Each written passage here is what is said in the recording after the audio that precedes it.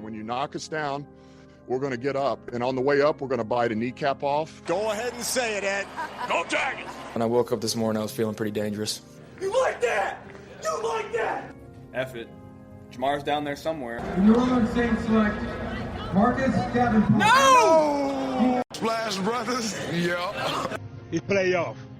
Keep going, Brace. The playoffs? Don't talk about playoffs. If it doesn't fit, you must acquit. Ball back. We're missing my partner in crime, Josh Williams, tonight, but he will be back with us next week whenever we continue some of the pods that we're going to talk about here in a little bit. But to start off and kick us off, we got some new expectations for the pods. We're going to try to be a little bit more consistent and compact with our podcasts this year. We're going to try to keep them a little bit shorter for you so they're not so long-winded, but also really consistent. We're going to try to get out about 2 a week. That's our goal anyway. And, we're going to have our news and injury updates and then our waiver wires as they go. But we're also going to shoot for having at least about hopefully 6 pods come out before the start of the season. But we're going to get into that here in a minute. But also something that I want to start before every pod this year that it's been on my heart to do is I want to start praying before every pod that we do, because really we just need to be thankful for the Lord for giving us this opportunity to be able to do this, enjoy and fellowship in this sport that we love and fantasy football. And without Christ, none of this would be possible. And if you don't like it, well, you can kick the can down the road. You can hit the fast forward button for 30 seconds and just skip it. But I'm still going to open it up with prayer every time because we need to thank the Lord for everything that he's given for us. And I really believe that we should be doing that for just about anything that we do that he's given us the opportunity to live for. Hey, and I always say God loves football. So he does. And I mean, if we can fellowship in the Lord and hunting, and we can fellowship in the Lord and before we eat, why can't we fellowship in the Lord with fantasy football? So Amen. That's what we're going to do. So I'm going to open it up right now. Lord, thank you for everything you've given us. Just thank you for this wonderful sport and this fellowship that we get to have with our brothers, Lord. And just please continue to watch over and help us lead and guide and direct as a light for you, Lord, as we go throughout our lives. And just thank you for everything you continue to do for us. And also, please watch over Kyle and Heather as they brought in the world their new baby boy, Jace Horton, and their family as they brought him into the world today, and that he continues to live for you as his parents do, Lord. In your name we pray. Amen. All right. I like it. That kicks it off. Next, and one of the more important things, we are growing in sponsors. So I'm going to go over all of our sponsors, and then Clay is going to talk about one in particular. But all 4 of our sponsors, all 4 of our sponsors: Big Reed BBQ, Automotive Detailing Solutions, This Little Piggy Barbecue Food Truck, and then Mimi's Children's Boutique in Jonesboro. Thank y'all for sponsoring us. We appreciate everything. Yeah, absolutely. I mean, we're looking to grow. So if anybody's listening to this has any type of business or connection like that you want us to reach out, and we'd love to have you. We got a couple other businesses I'm working on trying to get them involved, but I mean, can't do it without these guys. Literally, they help pay the bills, as you can say, and it's pretty cool having them on. And I know especially Automotive Detailing and Big Reed Barbecue, they've been with us since pretty much the first time I asked, and that was, I think, back in December. So about 9 months or 8 months now, and so I'll do Automotive Detailing Solutions for this one. So ADS is not the usual car wash. They provide intricate detailing to groom your vehicle both inside and out, focusing on quality over quantity. From carpet and seat extractions to paint polishing, ADS strives to be Jackson Parish's premier automotive detailer. Contact Matthew Smith at 318-475-9492. Add us on Facebook, or just ask the guys from Dirty Boot Sports about their ADS experiences. So shout out ADS, shout out Matt. Big football guy. I know he'll appreciate that. Always keeps the cars looking nice. So go get him and get your back to school wash, I guess. And thank you for your long-time support, Matt. We really appreciate it. I hear great things from anybody that go to him. And I have no doubt he will do a fantastic job for you if you go to him as well. Yeah, Kyle's number one selling point is always that Matt cleaned his car and then he put it on Facebook 30 minutes later to sell it, and it sold like immediately. So that's awesome. That is awesome. Well, moving on, we're going to go on to previewing our upcoming pods. These are some podcasts that you have to look forward to coming up, not necessarily in this specific order, but this first one will be coming up on Monday when Josh comes back. But we're going to look to cover new players, new places, which are just really, it's just a elaboration of some of our favorite players and new places, free agent moves that you might not be familiar with or you might be familiar with, and their fantasy impacts on those teams, and just kind of our breakdown of several of these players. Also, we're going to have a pod on breakout players, some of our top picks on players that we're picking to break out. We'll have another pod on bust player picks. I don't think that needs any too much explanation. Players that we think are going to make busts this year for fantasy. We're going to have another pod for sleeper player picks. We're going to pick our top sleeper players, people that are going to be a value in your draft that could hopefully help win you your fantasy football league. And then last but not least, and kind of a new one that I felt like needed to be on here, and that's going to be bounce back player picks. This is going to be new to some people, but this is going to cover players that had high expectations last year that kind of fell flat for fantasy, but we expect to fulfill those expectations this year. I like that one a lot. That's a really really good one. And you know, honestly, this one kind of saved my bacon for picking Russell Wilson to be a breakout player last year. Oh yeah, Lord knows I had him pegged to do something special, and he fell flat on his face. That's for sure. Hey, he's got Sean Payton now, and speaking of our sponsors, I mean, Big Reed, we had one of the guys, Andre Leonard, on the pod a couple weeks ago, and we did our Dirty Five quarterbacks for the upcoming year, not including Mahomes, because everybody would have had Mahomes number one. That's right. He threw Russell Wilson at number one, so he went bold with it. Hey, look, man, I would have lost so much money on. If I would have had Russell Wilson in the top 10 last year before the year started, without a doubt. And then I don't even know if he was. I'd have to go back and look, but I don't even know if he was in the top 15. I'm pretty sure he wasn't. Oh, probably not, because he missed a couple games too, I think, with injury. He did. Hang on, and I'll tell you where he was at. It probably wasn't top 20. It might not have been. Let's see. But yeah, I mean, with Sean Payton there now, and then obviously Judy, Sutton, those guys, you think that he's going to be a lot better this year. And one of the guys we'll talk about later, I've already seen listed on the outline, Tim Patrick, did go down. That does suck, but because I've heard a lot of good things about him and about how big of a role he was going to have. That's right. Yep, and I've got a little bit of elaboration on that, but just a little update. I kind of did a brief count. I could be off one or two, but it looks like he was about quarterback 25 last year. Oh my God, 25. Jameis Winston was higher than him. Oh, wow. Yeah, wow. Which I guess it does depend on format, but in the format, one of the formats that I play in, yes, Jameis Winston was higher than him last year. All right. Yeah, so I think he'll be back in that top 10 range this year. Yeah, I would like to hope so, but if not, then either way, it's just time to give up.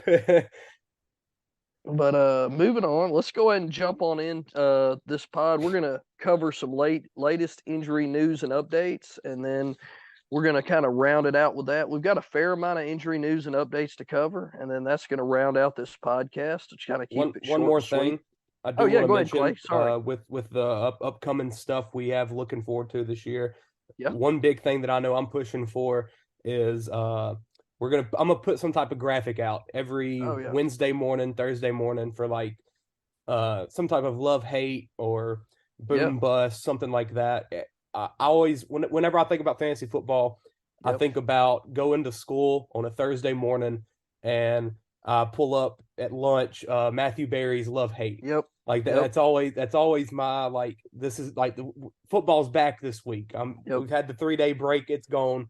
And I've always loved That's the love right. hate, so That's right.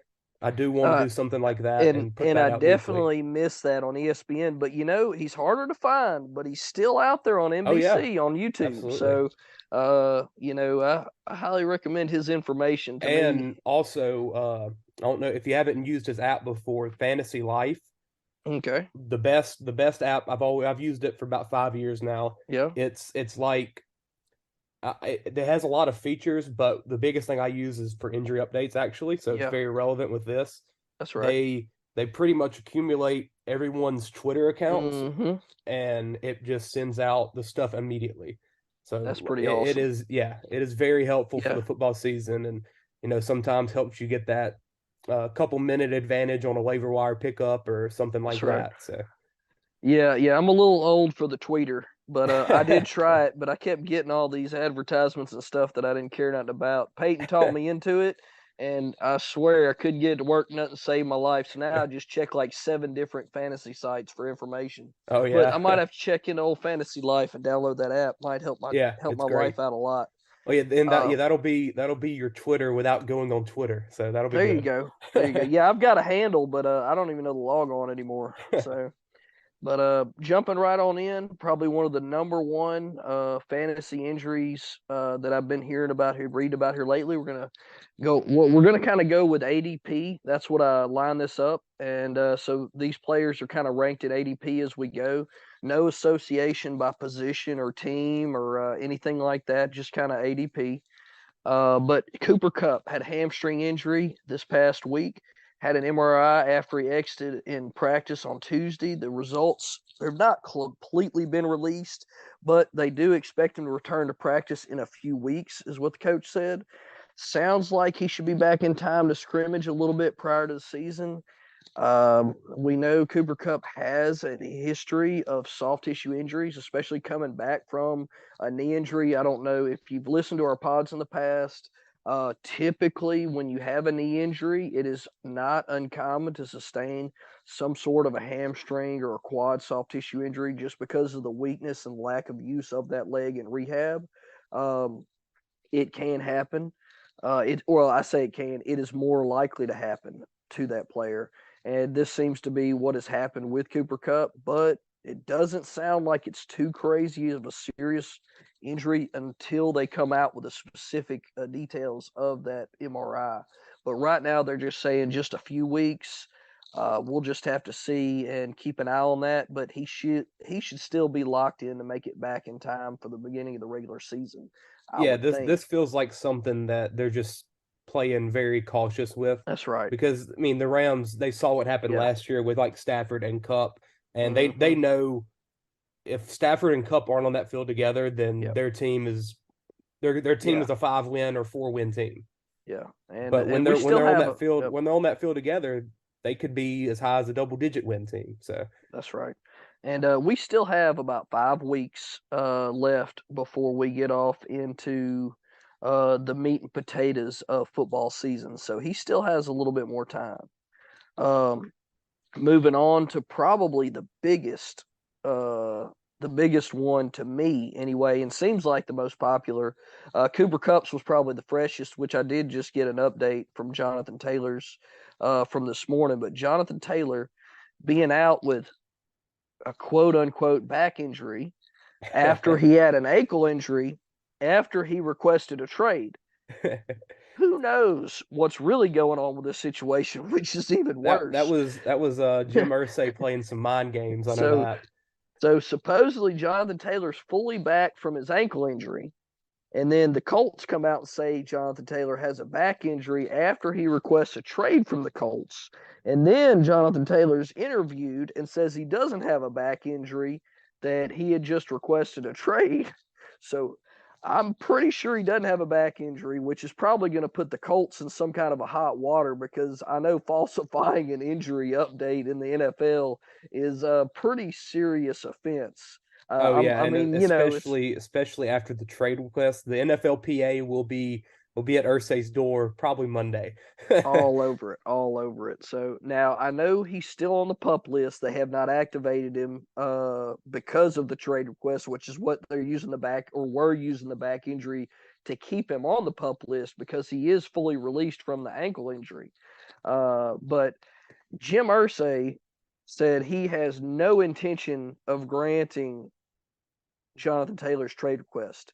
And I will dare say Jim Irsay is crazier than Jerry Jones. I mean, he is the new age Jerry Jones. Now, Jerry Jones is pretty much senile now, but Jim Irsay is pretty crazy in himself.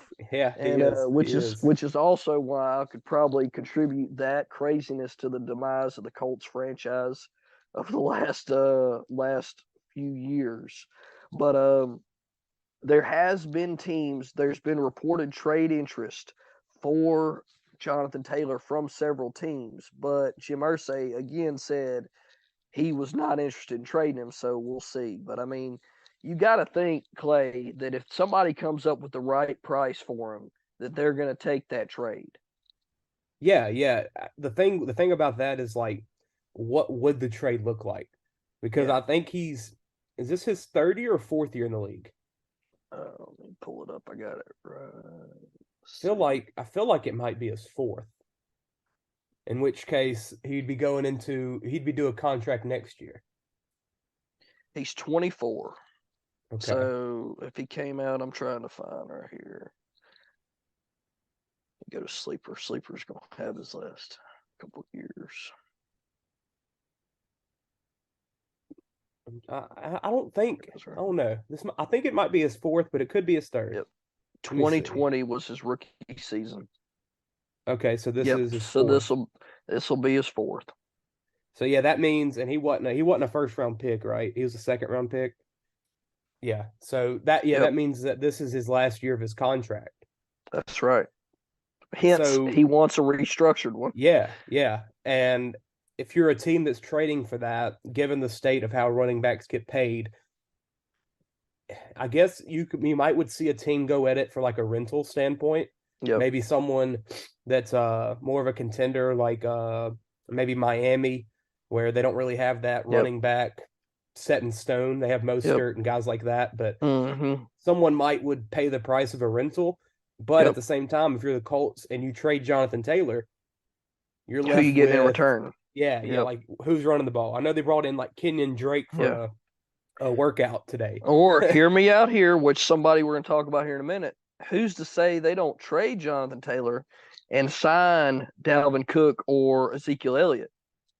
Hey, or Kareem Hunt, another guy. I mean, there's or Kareem, so much running back time. There's so much running back talent. And that's why, honestly, nobody's wanting to restructure contracts. I mean, it's kind of a thing where it stinks for running backs because, they really do get the shaft as far as that goes because they pound the ball, they take most of the hits, but then they don't want to pay them as much as they do some of the other players. But then it's also the same thing where they've got, there's, like you just said, there's an overload of talent at the position currently. That's why you have so many split backfields. And anyway, we'll just have to see. But I'll go ahead and read. I didn't have this in the notes, but I'll go ahead and read this most recent update on ESPN's website. It says an ongoing contract dispute and recent trade requests have led to speculation that Taylor is healthy enough to practice, but Coach Shane Steichen suggested Monday that the running back hasn't actually been cleared by the medical staff. Taylor hasn't said much publicly other than denying any report that Mike Chappell of Fox 59 News Indianapolis that said 24-year-old suffered a back injury while working out on his own, thus might be placed on non-football injury list. It is a complicated situation with no clear solution in sight. Certainly possible a slower than hoped for recovery from the offseason ankle surgery remains a factor, but in Taylor's absence, the running back was present for Thursday's practice, watching from the sideline as he has for the past week plus. So he's there, but not practicing. I mean, that's just a weird dynamic, honestly. Yeah, it's a mess, and it's something where you can understand both sides of the story, essentially. Like, you get why the owners and teams don't want to pay these running backs because, the track record isn't honestly good when they get paid. That's right. You saw it with guys like Zeke, where you bring in a guy like Pollard and he looks like the better back very quickly. But you're also, if you're a running back, like, you don't want to just play for 4 years in the NFL and then be resorted to like a backup role and That's like right. never You get play that money. play that rookie contract and never get that big money. Yeah. And It's ridiculous. yeah, I mean, I really see the NFLPA going toward more some kind of a minimum for the running backs eventually, Yeah. something in that direction. And I don't know how they go about that. Man, I'd love to be a fly on the wall one day for their negotiations with the NFL and the NFLPA. Yeah. Like, I bet it is such a heat. It's got to get heated. It's got to be complicated too. Oh, Because absolutely. I mean, everybody thinks that, and honestly, both sides have a lot of weight to throw, because it's such a strong industry. Because the industry can't go on without the players, and the players can't go on without the industry. And man, I bet there's just a massive game of tug of war. Yeah. Going and on. it makes it's a lot tougher for guys that are like Taylor, honestly, that that aren't that dual threat. Like with guys like Eckler, Kamara, McCaffrey that that can run the ball and catch the ball, it's a lot easier to pay them. Taylor's almost like your Derrick Henry type, but he's not Derrick Henry. Derrick Henry's a freak and it understands why you pay him, but Taylor, he's not in the best situation given his play style to get paid. And I will say, Taylor has underrated hands, though, because, I mean, if they threw him the ball more, last year I had him in one league. I drafted him early, unfortunately, in one league. And it was in a 14-team league, too, so needless to say, that was a rough year. But I didn't do terrible, but a 14-team league and you lose your first-round running back, that was rough. But he actually had 6 games that he played with 3 or more catches. And one of them he had 7 catches, another one he had 4 catches. So I mean, that might have been a factor. It might have been a factor of them moving Naeem Hines as well. Yeah, and that's why I was kind of pumped. The first game he had 4 catches. Yeah, and I was like pumped because I was like, man, dude, if he catches the ball 4 times a game on top of how he runs the ball. Yeah, I mean, this is a no-brain, this is almost Christian McCaffrey type stuff right here, you know what I'm saying? And but anyway, we'll see. It doesn't look good, whatever it is going on. We're having a trade request like that at the beginning of the year with a new coaching staff. Just seems like that would not there wouldn't be good chemistry there if he was to come back to that team. Yeah, for sure. But we'll just have to see how that plays out. We will be updating his status, as we go on the pods before the season starts, because he's such a big fantasy impact player. Yeah, and it'll be something to watch with those guys that we mentioned: Cook, Zeke, Kareem Hunt, just to see. There's going to be an injury to a big name in training camp. It's just and the preseason, it's inevitable. That's right. So seeing where those guys land is going to be very interesting and can change the entire dynamic of your fantasy team. Exactly. That's why I'm so pro having your draft like Labor Day weekend, because by then everything's sorted out. As late as possible. If you'd have drafted last week, like I know people are starting to do, and you drafted Breece Hall while Dalvin might be a Jet, like that's going to screw up your team. It's crazy. I've been pro draft as late as possible, as far as I can. I mean, man, I'll cram 3 drafts in a day if I got to. We'll figure it out. Yeah. Because if you don't do something like that and you draft early, like you said, I mean, you're just shooting yourself in the foot. And I get it. Like, everybody's pumped up. You want to draft ASAP because but you're going to end up hurting yourself in the long run if you draft one of these guys that, like you said, if Breece Hall, they sign Dalvin Cook, he's not going to have the value he has currently.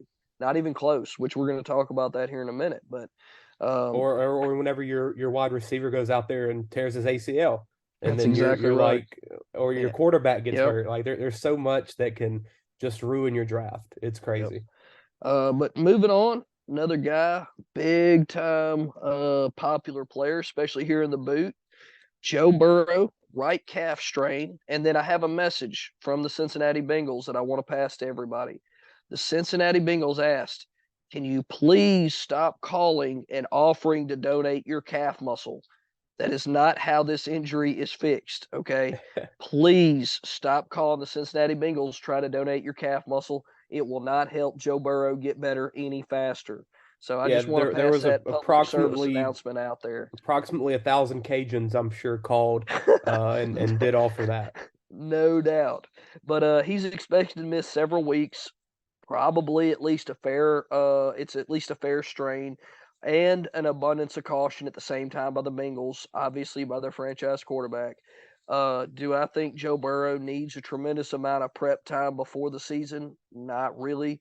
He doesn't have a lot of new primary weapons coming in the season. He does have some new offensive linemen that it would probably help to get some chemistry going with, but other than his tight end position, I mean, he's got pretty much the same wide receivers. Joe Mixon's still in the backfield. I don't think there's a lot of chemistry that needs to be worked out with that. Estimations are reported that he's going to miss, like I said, all training camp, all preseason, but he should be able to go for week one. And I mean, we've got I got 5.5 weeks listed as of today until their first game. So yeah, and I mean, it's an injury where you obviously don't want to mess around with it because those calf strains can. It's so close to the Achilles, you don't want to mess with that, and that's what initially I thought when I watched the video was like Achilles, but luckily it was just a calf strain, and yeah, it's honestly, if you're a Bengals fan, you're like, yeah, good, don't play in the preseason, we don't want you to. That's exactly right. Get healthy. I expect him to be back. Yep, I do too. And what just like I said, we're going to be updating all these guys again later, but we're going to keep rolling on through.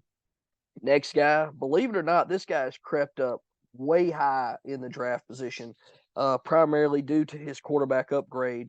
But that will be Garrett Wilson of the New York Jets. Low ankle sprain, expected to miss the first preseason game, which is right now. But will be back at practice this weekend. No need to worry.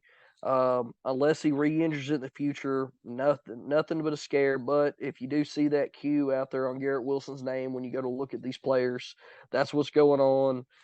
Nothing to worry about. And he's, man, from what I've seen some highlights of him catching some balls in practice. Aaron Rodgers throwing him the ball. I mean, if he gets Aaron Rodgers trust, I mean, we could be looking at a new Davante Adams. You know? And that's a big if because Aaron doesn't like new people. That's exactly. Well, unfortunately, he's in a whole new team now. He did bring Al Lazard in his backpack with him. Yeah, but, and Randall Cobb as always.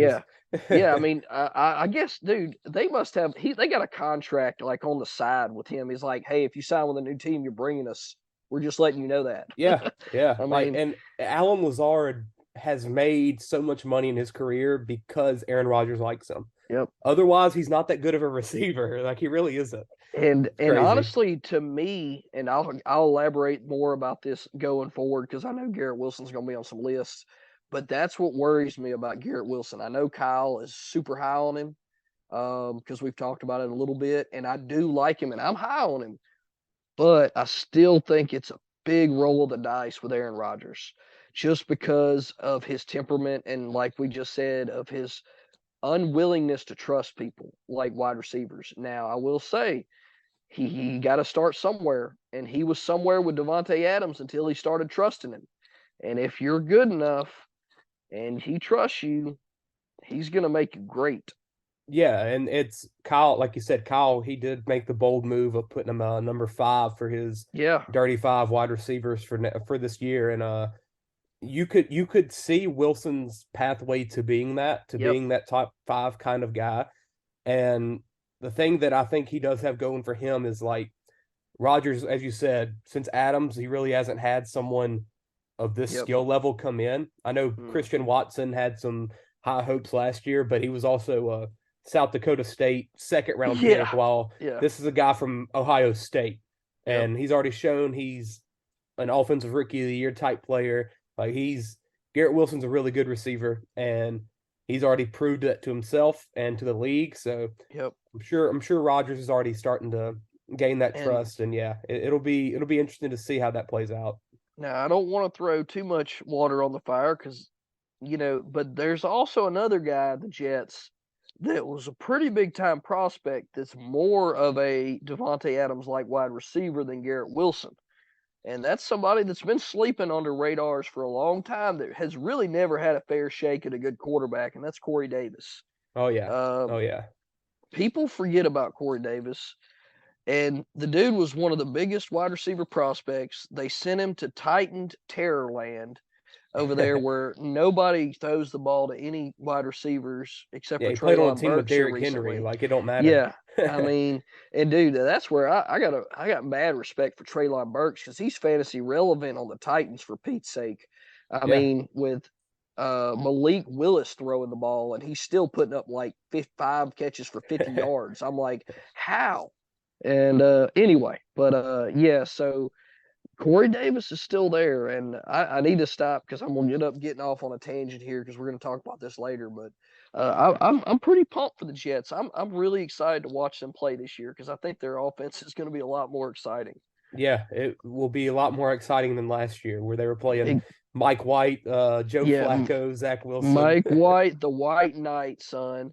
But anyway, and speaking of Jets, let's roll on to our next player, Breece Hall.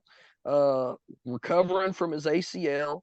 For the Jets, he's their star running back. And like we were talking about a little bit ago, if you're planning on drafting Breece Hall, already did, keeping him, whatever, you better hope they don't sign Dalvin Cook because you're banking on Breece Hall being that stud running back for the Jets and having that value and getting all those carries. But I think there's a decent chance that they could sign him and just have that two running back tandem because the way they see it, if they can split the carries, keep both running backs fresh, keep both running backs healthy, they're going to get 2 awesome running backs on the field with Aaron Rodgers. And we all know Aaron Rodgers can operate with 2 running backs out of the backfield that are both very talented.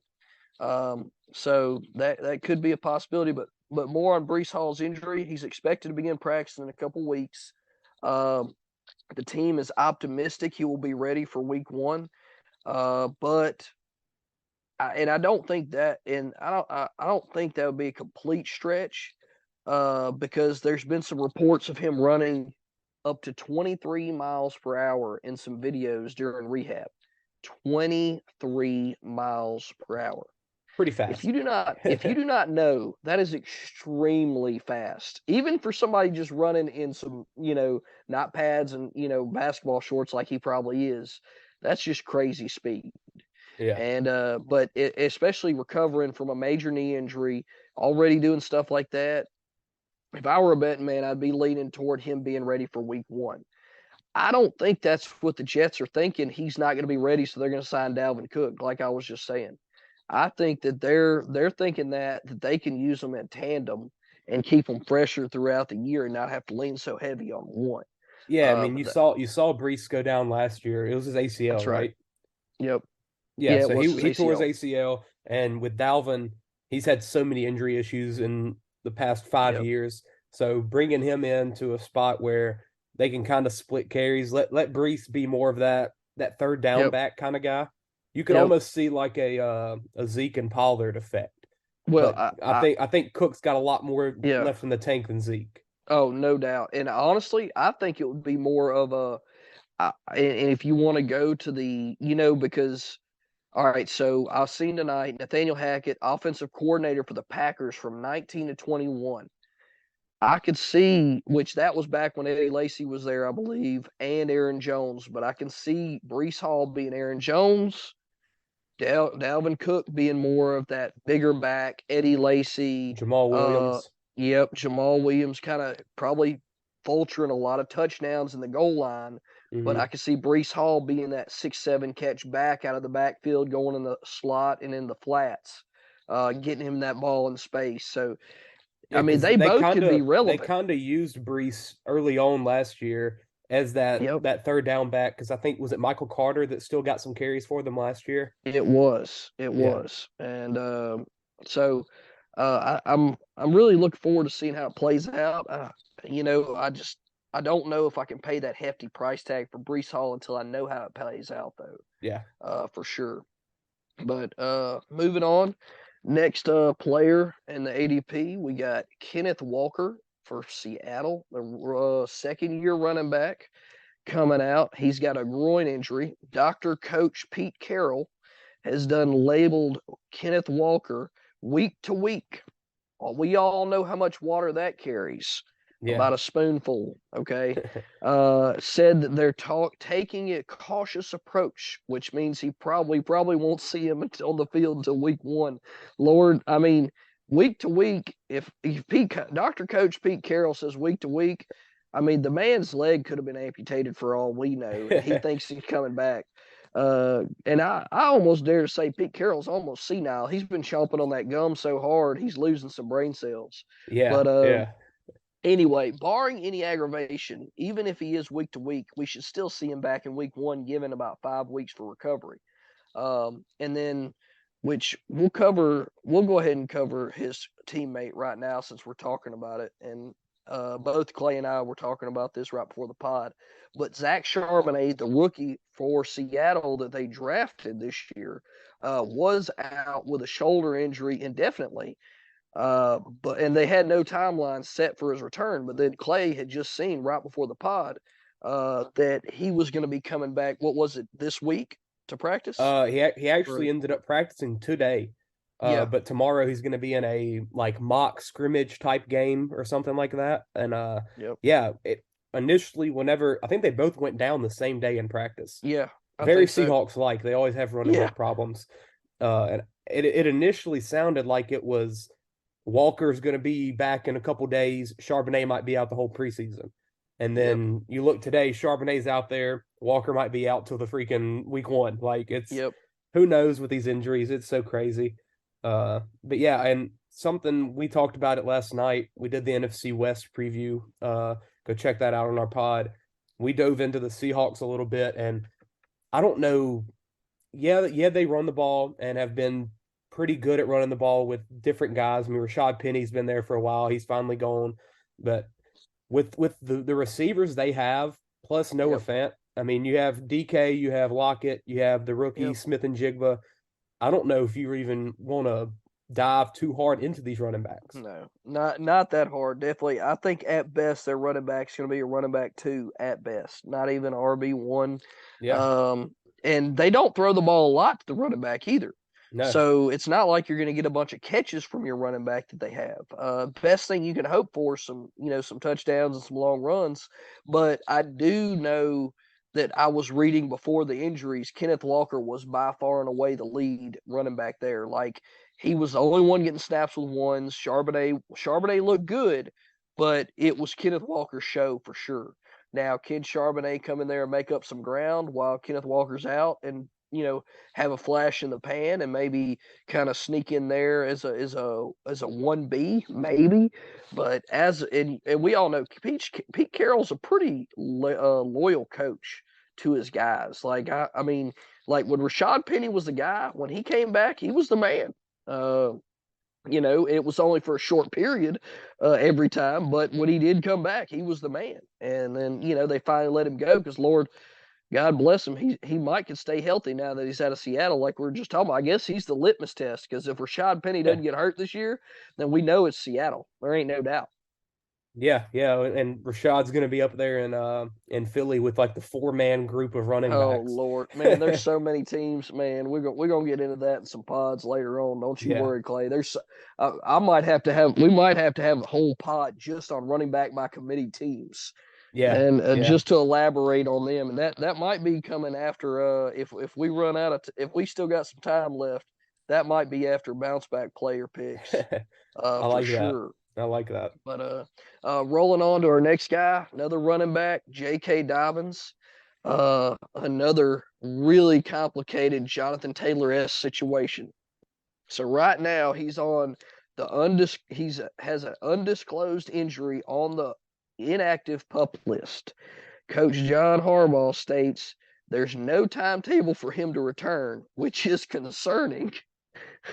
But Dobbins has been public about his current frustration with his contract situation. So this could be more money motivated than and holdout than injury. I mean, really, who knows? We don't have a lot of information on his injury situation or anything like that. We just know he wants to restructure his contract. He has a quote unquote at least they didn't say you have a back injury and then him come out and say he doesn't have a back injury. Yeah, I yeah. mean, Lord knows the Colts they can screw up that situation. But I know that Dobbins was one of the guys that was invited to the running back Zoom meeting that all the top backs in the NFL had oh Lord. about, which was about the contract situations. I believe like Eckler and Taylor and guys like that were like the leaders of those. And yeah, I know Dobbins was involved in that, so it probably is money related. And I mean, speaking of running back by committee, the Ravens have been doing it forever, and signing Melvin Gordon makes it even more confusing, I guess. Plus, the new OC, Todd Monken, going to be throwing the ball, and which is something I've been begging for them to do with Lamar for a while. And you bring in Odell, you bring in Zay Flowers, you have Rashad Bateman and Mark Andrews, and plus Isaiah Likely, the other tight end. Like a lot of weapons out there, a lot of mouths to feed. I really wouldn't be touching any Ravens running back. No, definitely not. Not any higher than a flex or maybe a low end RB2 for sure. And then you're just hoping they fall into the end zone. But I will say on the I'll do a little touch on the Lamar Jackson thing. Clay, he's got to make more than one progression. He's got to look to his wide receiver 2s and 3s to throw the ball. His wide receiver 2s and 3s have been Willie Snead for the past like 5 years. You're right. I think I'm a big Lamar guy. I know you are. And I love Mark Andrews. I think he's a great tight end. Yep. And he's almost had to be their wide receiver 1. He has outside been. of outside of like Hollywood Brown, who's a That's 5'10" deep threat. So I think bringing in Odell is going to help, and Zay Flowers is still there. I mean, is going to be there, and he's going to be that Hollywood type guy that's going to take the top off the defense. Mm-hmm. I expect big things from Lamar. I think he's going to be back to his real self, and I've been asking for them to almost give him like a shotgun type of offense. Yeah. I don't like this. I don't like this new stuff. I mean, this stuff that they've done since he's gotten in the league, where it's like, which they've called it catering to his play style. Yeah. His play style in college was 4 wide, and I'm going to run around and make a play. That's what I was about to say. I would love to see him in a spread type offense with multiple wide receiver weapons and Mark Andrews out there, and just see what he can do. I mean, I'm hoping we see that this year. And maybe we will, What I've wanted is I've essentially wanted him and Kyler Murray to flip roles. With Kyler, it was, we're going to get you the weapons and you're going to run around and make plays. Let Lamar do that. Yep. I mean, when he was a Heisman winner in Louisville, he was running around the backfield making plays, but while also being able to sit in the pocket and make throws. Like I have big expectations this year. He has made great strides in throwing the ball, I will say, because when he first came in the league, he really couldn't throw the ball that great for an NFL quality quarterback. He threw the ball in college, and then he came and he couldn't throw it that great, but he made strides where he was very competent, and now he's past that. And I feel like he needs some, like, I think he needs that widespread offense where he's got options everywhere, But we'll just have to see how it plays out. New offensive coordinator, you just never know where they're going to go with that. Yeah. But moving on, next player, not a running back, shocker there. Kyle Pitts, with everybody's favorite tight end last year. Let me tell you, man, you want to talk about bounce back player? He definitely could be on that pod. That's for sure. Yeah, definitely. But anyway, so he's coming back from an MCL injury in the that kind of ended his season last year. The Falcons decided to shut him down. He began running routes against defenders on Monday. Coach Smith stated that at practice he's going to be on track to return to play, whatever that means. But some of the beat writers' estimations are that he could take some snaps this preseason in some games, which sounds optimistic for him being ready for week 1. So sounds like he's probably going to be good to go if he's out there running routes already. Like we've said several times, we got 5 weeks to go. I mean, I wouldn't be shocked if he ran a couple series maybe in the preseason dress rehearsal in Game 3. If he ran a couple series with that, and they gave him plenty of time to get back on track, get in a routine. But my biggest question is, is Desmond Ridder really going to be able to get him the ball? Yeah. Or is it going to be Taylor Heineke? The couple plays that I've seen, Ridder didn't make great throws to Pitts. Yeah. And that's something where it feels like Pitts is almost like a bust, even though he had 1,000 his first year, but I think it was only like 2 touchdowns. Like, I think it's only him and Mike Ditka are the only tight ends to ever do that as a rookie. And then last year, obviously, quarterback situation was bad. Mariota and Ridder, and plus injury concerns. You really want Pitts to just have a good quarterback, because that rookie year was Matt Ryan, the shell of Matt Ryan, I guess. Yeah. I don't think Ridder's going to be good. I don't think he's going to be as bad as he was last year, though. Yeah. So hopefully it's some type of upgrade. And I'll be honest, I think Taylor Heineke's better than anybody he's had so far. I mean, I'm not saying Taylor Heineke's he's not a franchise quarterback, but what we've seen him do in Washington in the past, he could be very serviceable for Kyle Pitts. So if you're Kyle Pitts' owner, or you just draft him or whatever, man, if it was me, I'd be hoping that they decide to let Taylor Heineke take the reins, just let Desmond Ridder sit and practice and watch some more. I don't think that's going to be the case, but he might end up, tossing interceptions and running himself out of the starting gig, and then Taylor Heineke's going to be ready right there waiting to go. Yeah, I liked the Heineke move a lot. He's probably like a top 5 backup in the league. Just a guy that he always feels like he's ready. And as you mentioned in Washington, he always let Scary Terry stay fantasy relevant. Yep, definitely. And the running backs. I mean, he got the ball to the running backs too, and that should make you stuff like that. Yeah. That should make you feel good for Bijan drafting him. But anyway, Kyle Pitts should be on track. Now, whether he's going to be a value or a good pick, who knows? But right now, everybody's picking him pretty high in drafts. Yeah. So we'll just have to see how that unfolds, but we'll be updating later on. Moving on, another running back, shocker there, Alexander Mattison for the Minnesota Vikings. Undisclosed injury. From what I've read, he was seen, essentially he was just seen limping at practice one day. Whenever he was, they were doing a walkthrough the other day, he was not held out. I think that was today, maybe. They were doing a walkthrough. He wasn't held out today, but he was seen limping at practice. There's no injury designation. So I'm going to go with there's probably nothing to worry about if they have not come out with any kind of an update or anything like that. Yeah, I haven't seen anything real pop up about him yet. Yeah. And that would be a big situation, because then they'd have to be bringing somebody in. Yeah. I mean, Minnesota, they've had running back injuries, but they always had Alexander Mattison if there was an injury. There is no longer that Mattison. Fresh update right here from ESPN. As of 9:57 p.m. Took part in Thursday's practice, Alexander Mattison. He missed the final stages of Tuesday's session while sporting a limp. He's been able to handle the reps in back-to-back days. He was practicing Wednesday at the walkthrough, while the Vikings were back to a normal version Thursday of practice. So he appears to be putting the injury behind him. Also, reserve running back, I think he's a rookie, Kenny Nguanu, is also dealing with an unknown injury at the moment. So Minnesota signed Abram Smith on Thursday to bolster their backfield depth alongside Ty Chandler and rookie 7th-round pick Dwayne McBride. McBride's the guy I would want to handcuff Mattison with. I think McBride's going to be good. I watched him play. Obviously, he was in Conference USA, so against Tech, and I watched a lot of UTEP and stuff like that last year. So I've seen him play. He's a good back. It is very interesting, though, that Minnesota room where, imagine, so Mattison, obviously, we don't think is Dalvin Cook like.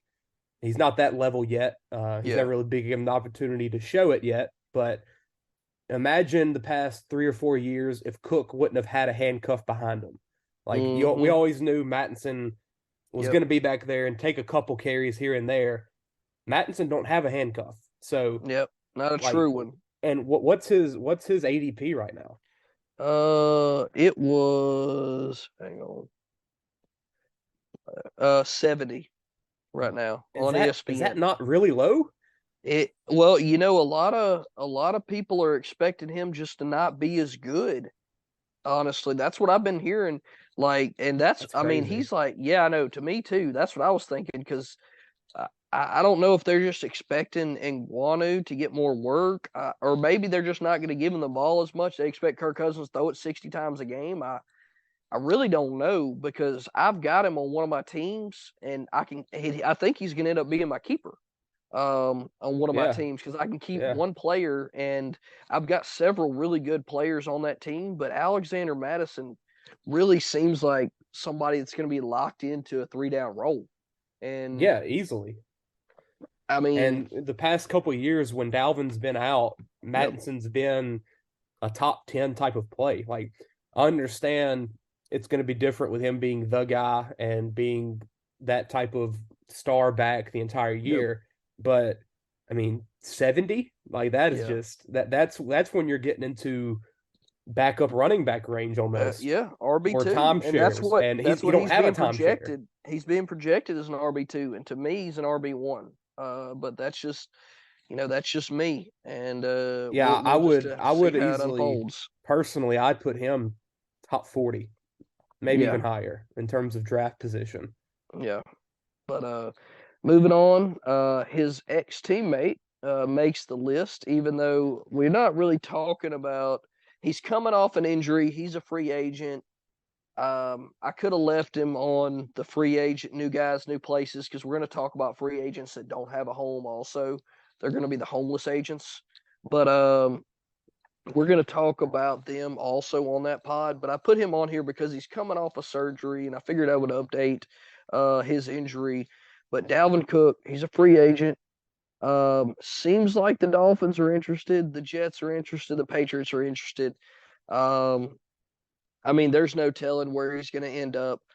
For the most part, he spent, I think it was in a couple days or at least a day visiting the Jets and was at their practice, went to some meetings with them.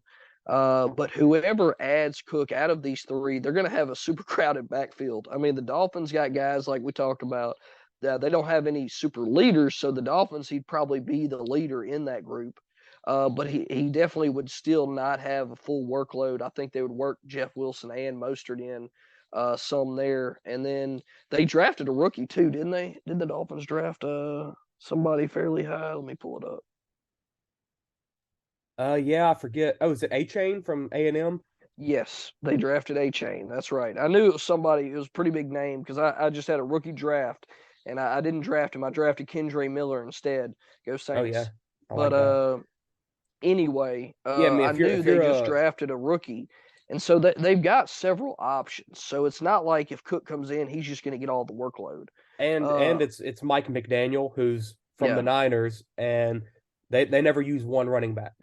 Yeah. Even when they have Christian McCaffrey, Elijah Mitchell's going to get carries. That's right. Like stuff like that. So if Cook's there, it's just going to make it to where there's 4 guys getting the carries now instead of 3. That's right. Now, if he does go to the Jets or the Patriots, your Breece Hall and Ramondre Stevenson, that takes a big hit. Well, and not even that, but even the Patriots. Let's try to predict Bill Belichick's running back usage, please. Anybody, if you can predict that, please write a book and I'll buy it and read it for sure. But and I will say it seems like Ramondre Stevenson's been the closest thing to us being able to predict. But if you send Dalvin Cook there, good luck with that prediction. Yeah. So anyway, who knows where he's going to end up? It's going to be something we're going to monitor. But it does seem like him coming off that shoulder surgery, teams are more hesitant to sign him because he's had multiple issues with that shoulder. But I mean, if he's healthy, he's still Dalvin Cook. He's still got plenty left in the tank. And I don't think anybody's going to be – if anybody signs him, he's going to be healthy. Like, they're not going to sign him without him being healthy. So if he gets signed, then I think he's going to be good to go. Moving on, next player on the list, not a running back, is Marquise Brown. had an undisclosed injury. He returned to practice on Wednesday, which means, I mean, whatever unknown injury this was seems to not be that big of a deal, barring any aggravation of it. I mean, I don't see any reason why he won't be back. And if you've been keeping up with any free agency moves at all this offseason, you know they let DeAndre Hopkins go. So Marquise Brown is the guy in the much heralded Arizona Cardinals offense without Kyler Murray. God bless America. His biggest injury is he doesn't have a quarterback. Yeah. Come on now. Don't be hating on Colt McCoy like that. Colt McCoy, Jeff Driscoll, David Blau. Hey, Jeff Driscoll, that's your boy. That's a texter right there, man. Yeah, he is. But yeah, I don't trust Hollywood with him. I will say the volume is going to be there for him, and as long as he can stay healthy, I still think he's going to be a fairly fantasy relevant wide receiver. Yeah, and healthy is a big question mark with him. That is true. But either way, if you had him, keeping him, drafted him, whatever, no reason to worry as of right now. He's back at practice as long as he can stay healthy, which, if he does get injured again, we'll be updating it. But for right now, Marquise Brown, undisclosed injury, back at practice, nothing to worry about. Moving on to our next player here, who just ironically ends up being a running back, Isaiah Pacheco for the Kansas City Chiefs, coming off a great rookie season for the Chiefs. Is trying to come back from off-season hand surgery, but also a shoulder injury that he had, I guess, during his rehab. I don't know where he picked up this shoulder injury from, because I knew he had hand surgery, but he also has a shoulder injury. He supposedly has already been cleared from the hand surgery, but he's waiting to be cleared from the shoulder injury, and he won't be cleared until August the 20th, which gives him some time to get back into practice. But he's going to be jumping back into a very crowded backfield of CEH, Jerick McKinnon, and the rookie they drafted, Deneric Price, who's been making a lot of buzz with the second team. So if you got Pacheco, him missing all this time in the preseason doesn't make you feel too comfortable, as CEH and McKinnon and Price are getting all these good looks with the number one, number two offense out there during practice. But the good news for you is it does look like he'll be back in time for week one. Will his job be there for him when he gets back? That's the question. Yeah, and I don't think he's going to lose that starting role. I think he'll still be that guy. It is very interesting to see what they do with Clyde, because I believe in the Super Bowl he was do not play. Like, I think they just didn't didn't put him on the active roster. Yeah. Because they had McKinnon and they had a couple other guys. I forget who it was. But yeah, it could be a 3-man backfield. It could be a 2, could be a 4. It's not going to be a 1 though. We know that. You're pretty much banking on Pacheco getting some touchdowns running. Yep. Yeah, because we know he doesn't hardly catch the ball at all. And, that's probably going to be McKinnon's role again, I would imagine. And he was great at that last year, yeah. And he was. And if they re-signed him, like he was a free agent, they re-signed him for that role. They did not re-sign him for him to sit on the bench, And that just, Clyde, maybe he wasn't that healthy last year, and they were just like, look, this young kid's running the ball good. Let's let him take the reins. You just sit out and get healthy. I don't know, because when he's healthy, we've seen him look really good as a running back, in the NFL. That rookie year was great. That's right. So we'll just have to see how this plays out. But Pacheco does look like he's going to make it back for the first of the year. Just hang in there with us and be listening. We'll update you on his injury progress and how practice is playing out for them in later pods. Moving on, next player. I know y'all will be shocked. You probably can't guess what kind of player it is, but running back from Denver, Javonte Williams, trying to come back from a knee injury last year. Another one of my draftees that I drafted in that 14-team league. Yes, that's right. I had Jonathan Taylor and Javonte Williams in the 14-team league. And heck of a team right there. Yes, it was. Yeah, my running back room was thin at best. Yeah, it was gone after about week 2. Yeah. But Javonte Williams coming back from a knee injury. I think it was a torn ACL. I didn't see a specific on that, but I was pretty sure that's what it was. Yeah, I But had him on my Javonte, team as well. yeah, and I mean, I still got high hopes for him coming back this year, honestly. But he's been practicing intermittently as the team's trying to kind of manage his workload as he's coming back from this from this injury, which is a very very good thing to be cautious with him about, especially with them signing. They signed Samaje, right? Perine, I believe. Samaje Perine. That doesn't get talked about enough.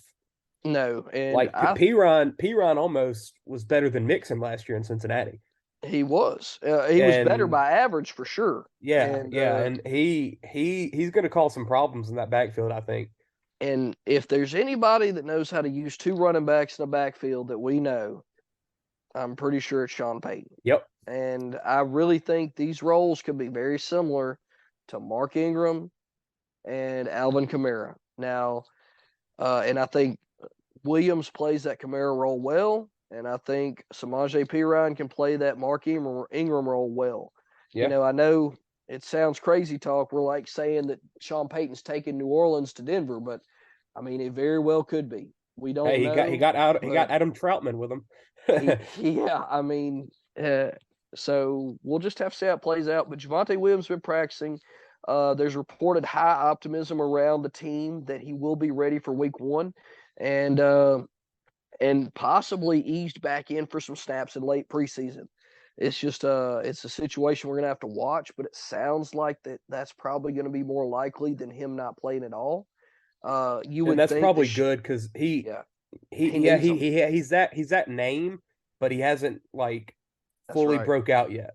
Yeah, because last year was supposed to be his breakout party, and it got this is his third year. This is his third year. Rookie year, he kind of came on late, but Melvin Gordon was a big factor in a lot of that stuff, and it feels like he's a bigger name, but he doesn't have that much experience yet. Yeah, so definitely be key if he could get back in and get some snaps in there at the end. If not, he's still going to be a key cog in that offense, I have no doubt, and should be ready for week 1, but we'll monitor it, and like I've been saying repetitively, we will keep updating on his situation as we get throughout the pods. Something we can just talk about a little bit right here since we're talking about Denver with the loss of Tim Patrick to the Achilles injury. We already mentioned Javonte and Perine. They're both pretty balanced as backs, and they both can catch the ball well. So you might see a little bit of an uptick in catches for Javonte because you've got Sutton and Judy who both have injury concerns of their own. And then another little nugget that I was going to throw in there, I didn't have it in the notes, but I wanted to verify, which I just did. The team has released KJ Hamler. Yeah, I saw that for he's no longer a factor. An eye injury or something. Yeah, he's no longer a factor in playing time. So that right there throws Marvin Mims Jr. or Marquez Callaway, came from the Saints. I forgot Callaway went there. Yep. Wow. Both Marvin Mims Jr., the heralded rookie that they drafted. Let's see, Oklahoma, I believe. I was trying to see what round they took him. Maybe 3rd or 4th, something like that. I don't know off the top of my head, but yeah, Callaway. I forgot about that. 2nd round. Oh wow. Second round. Yep. 2nd round for Marvin Mims. So, I mean, when you take a wide receiver that high, you're probably going to put him on the field if you get the opportunity. I believe he is a shorter slot type receiver, kind of quick and twitchy. Yep, runs a 4.38 40. Hello. There we go. I mean, if that doesn't scream Devery Henderson, I don't know what does. But anyway, we'll see how they use him in Denver. But I think that opens the door up for him big time. So Tim Patrick, I'm sorry, and he's been a very serviceable wide receiver in fantasy, very underrated in the past several years. A really good red zone wide receiver, honestly. But tore his Achilles on the IR, out for the year. Sorry, Tim Patrick, but he's on the Klay Thompson career path right now. He tore his ACL last year and then came back, tore his Achilles. Sucks for him, but he'll be back next right. year, and hopefully he can have that bounce back. So That's right. And as one player goes down, it opens up the door for another, like we just said. So we'll see if Mims can step into that third wide receiver role there, and possibly more, like you said, if Cortland Sutton or Jerry Jeudy go down with an injury, that could really open it up. They'll go for 'em. down at some point. No doubt. Moving on, next guy on the list, Dalton Schultz, tight end for the now Houston Texans, not the Dallas Cowboys, the other Texas team. Did not practice Thursday, but Coach D'Amico Ryans does not expect this to be a lengthy absence. That's about all they said. So I don't think it's probably a serious rib injury, like a displaced cartilage or cartilage fracture or anything like that. Because if that was the case, I would not think he would. I figured he would elaborate a little bit more, and it would be considered a lengthy injury. But Dalton Schultz, I mean, tight end's one of those barren wastelands out there. There's just not a lot of good ones, and he happens to be one of the more consistent tight ends in the league last year, at least with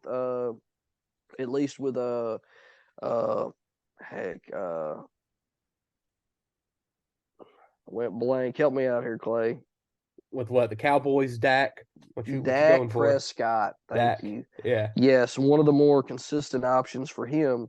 Oh yeah. But I mean, we don't know. Whenever we had the NFC's preview and we had our Cowboys guys on the pod, we talked about the loss of Schultz, and they both did say, I think, did Dak throw 14 picks last year? I think they both said that Schultz was the factor of about 7 of them because he dropped it. And I had Schultz on 2 of my teams, and I remember seeing like 2 of his end zone throws like hit his hands or something, and then they intercepted the ball and I'm like, you drop a touchdown pass and turn the ball over on the same play. It doesn't get much worse for you on your fantasy team than that, hardly. But we'll see. Honestly, he's probably going to be on my bust column. I don't know. It's so hard to get 10 or 12 tight ends that are like actually good. So he's still going to be drafted, I would think. Oh, no doubt. And with Houston, you got the rookie quarterback Stroud, new head coach. Receiving wise, Robert Woods, I'm a big fan of him. And then John Mechie, who's coming back from leukemia. So, but you don't. Neither of those receivers have really. None of them are like wide receiver 1 type guys. And Schultz, they always say a tight end's a quarterback's best friend. So maybe Stroud's trying to get into the rhythm of the NFL and hits Schultz. Not that it's completely relevant because it's new coaching staff and everything, but I'll tell you, Clay, when was the last time you can tell me a tight end was relevant in Houston? Jordan Akins caught a couple touchdowns. What, like 3 years ago? I mean, that was about it. And that So now it's different quarterback. I mean, even when Deshaun was there, their tight end really wasn't relevant. Darren Fells, I think he had a couple games. So I mean, not saying that it's just like, I don't know, just seems like one of those places where they don't use tight end a lot. But, but maybe D'Amico comes in and says, Schultz, you're the new kill. And he probably is a better route runner than most of their wide receivers. So we'll see how that plays out. But I have my doubts. But either way, if you're a Schultz fan or not, he didn't practice. But don't worry, doesn't seem like it's gonna be a big deal. We'll update you later on. That's about all we got to go on right now. Is D'Amico Ryan saying not going to be a lengthy thing. Rolling on to our next guy. Dude was on the injury list more times than I can count last year. I'm pretty sure he's been hurt more than he's been active. Oh, no doubt. Kadarius Toney, electric player, but can't stay healthy.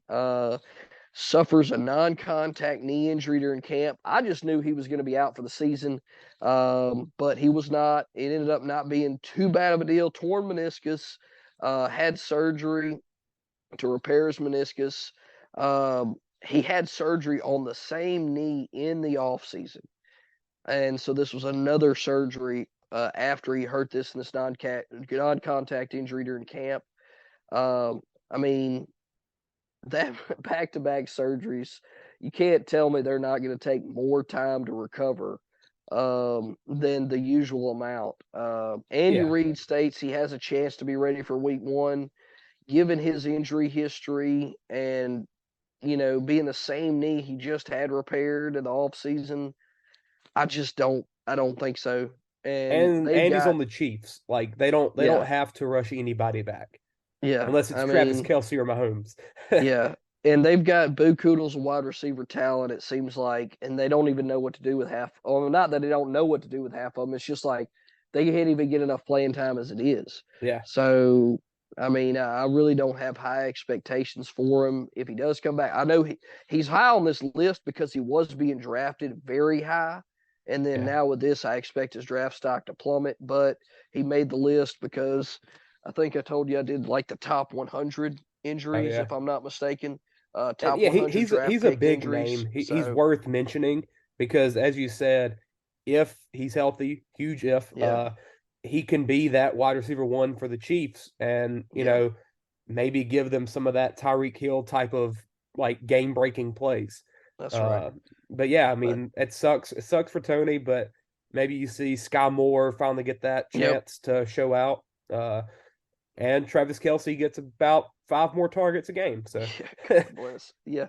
And that just makes him more of. I've never been a tight end that high, but you can argue into the first round with him the way it's consistent as I've always wanted to draft him in the first round. I've just never had the opportunity.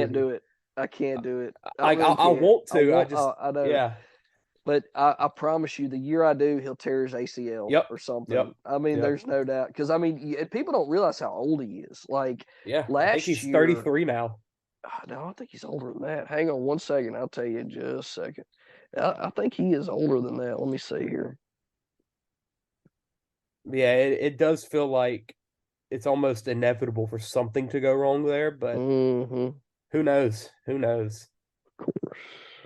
I gotta pull. Oh no, he is 33. Yep. I thought he was about 35 or 34, something like that. But with the volume he has, he's about that kind of body, dude. No doubt. But anyway, Tony goes down. Andy Reid says he's got a chance. I think that should be an optimistic. That's probably coach speak, trying to be optimistic for his player. I don't think he's back. We'll update it as it goes on the season. If he does start to come back and he's going to be relevant again, we're definitely going to update on him. But we'll just have to see where that goes as that plays out. Moving on to our next guy, Zach Ertz here with a knee injury late in the season last year. As we've talked before, tight end's such a barren wasteland. And Zach Ertz was a very key tight end last year and very relevant until he got hurt.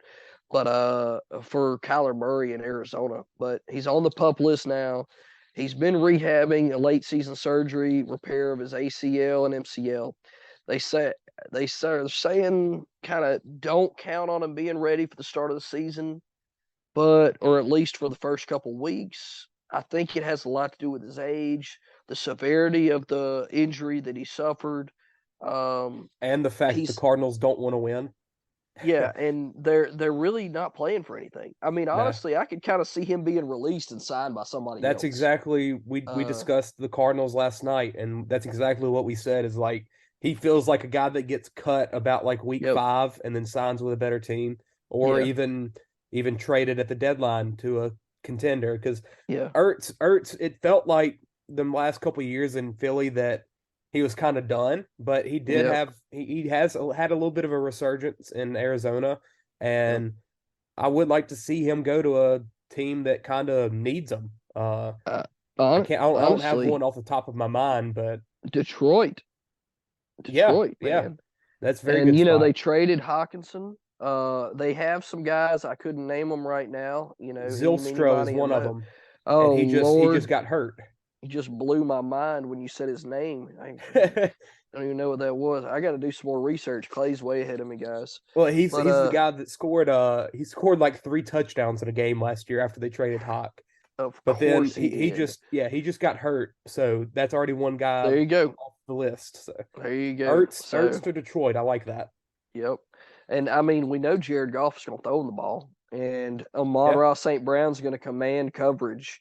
So and Jameson Williams is out for 6 weeks. Yeah, because I mean, he freaking can't stop betting on his own on the games for Pete's. I mean, Calvin really just got suspended for this, and then these guys are just like, oh, I'm gonna throw some money down. Some guy from Denver is supposed to get maybe 2 years in prison. Oh my god, there's some crazy stuff going on, man. But anyway, so who knows what happens with Zach Ertz? But right now, I doubt he's going to be ready for the beginning of the season. We'll keep an eye on it. We'll be updating y'all as it goes, and we're going to move on to his Call of Duty Hall of Fame player Kyler Murray teammate. Kyler Murray. I mean, what else is there to say? He's rehabbing a knee injury. Earlier in the summer, it was expected for him to be ready for Week 1, no problem. Now they interviewed him. I think it was yesterday or day before, and he's just taking the day-to-day approach with his return from his knee surgery that he had in December of last year. He stated his prior goal was ready for Week 1, but the beat writers are saying with the way he was talking with his comments, they're a lot less optimistic than they were earlier in the summer. Man, I really just think he's got a bunch of Call of Duty tournaments coming up, and he's just not worried about coming back to practice. That spot is so interesting to see how that plays out over the next year, because as we've already seen with Arizona, they're not shy to move on from their first round quarterbacks. You saw them have Josh Rosen, who just I mean, he's washing cars somewhere. Yeah, he sucked, and then they got the number 1 pick the next year, got Murray. Obviously, Murray showed a lot more than Rosen ever did. And Murray is a legit quarterback in this league, but with the Cardinals more than likely being a top 5 or 3 pick this year, and the Cardinals having the Texans' first round pick, they're looking at 2 top 5 picks. That's right. And you have Caleb Williams in the draft. You have Drake May. Yep. Very good quarterbacks, very highly touted, probably one of the best quarterback classes we've had in a while. Yep. What are they going to do? They just paid Kyler. Who knows how that's going to go? And if they trade Kyler, where to? Another question. It's going to be a very interesting off season. Yep. And I mean, there's going to be some places that are going to be open to it. You know, I mean, what if C.J. Stroud doesn't work out? What if Bryce Young doesn't work out? You know, or Anthony Richardson. Now, or if Tua gets another concussion. That's right. And at least Indianapolis hedged their bet and signing, to me, probably the best backup quarterback in the league in Gardner Minshew. That was pretty smart on their part, I would say, because I was hoping the Saints would go after him. But they didn't. But anyway, neither here nor there. They still there. got Jameis back there. They do, good backup, and very serviceable for sure. But anyway, who knows? One of these teams could end up trying to trade for Kyler, and you know, sometimes a fresh start, a new place, it revives a quarterback and it revives their career. It could be Washington. You know, who knows? I mean, Washington or Atlanta.